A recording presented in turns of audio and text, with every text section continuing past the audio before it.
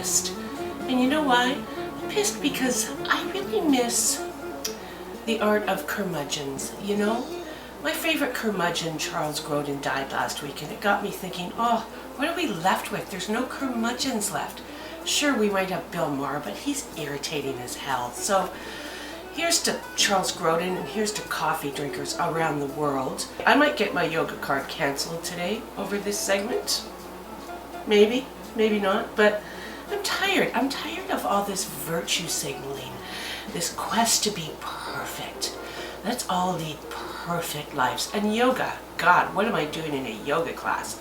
Because that's all about just standing and thinking about who you are and what you can do to be better and finding your inner child and finding your happiness and finding what feels good and finding, you know, like there's no wrong answers, but you know what? There are wrong answers. Let's take television, for instance. People are so proud of not watching television. Television is my best friend. So, you know, I'll say to somebody, did you see that episode of, you know, Below Deck or, you know, Real Housewives of Beverly Hills? And they'll look at me like, you know, there's some wounded kitten. And they'll take a pause and they'll say, I don't have a television. What? I don't have a television? So what, you just sit and stare into space all day? Or social media, that's another one. Social media is so evil, it's so bad. So many people who complain about social media do it on social media, right?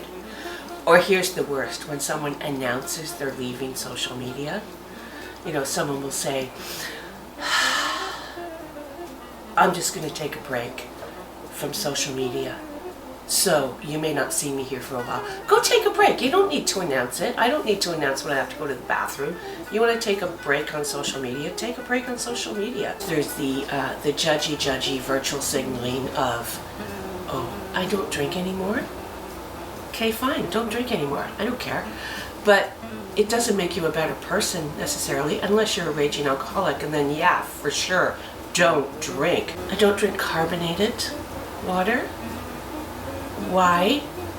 Does that make you a superior human being? I'd like to know. I don't eat red meat. I don't eat anything with a face.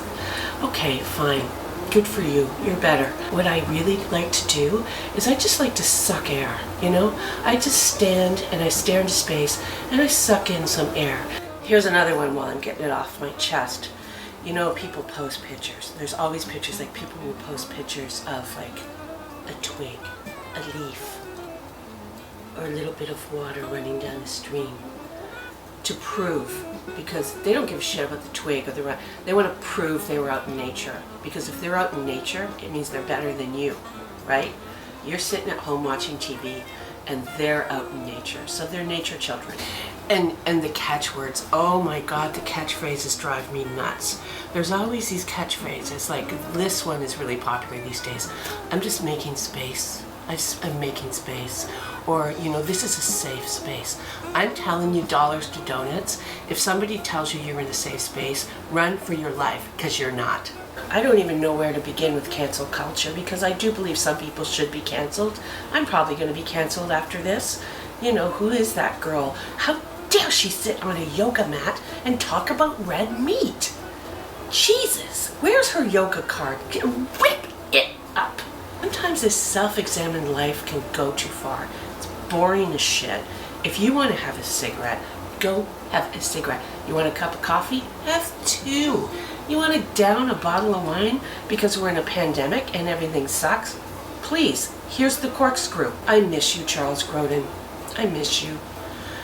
Who's going to be the next curmudgeon? Maybe it's going to be me. God, I've had a lot of years of experience.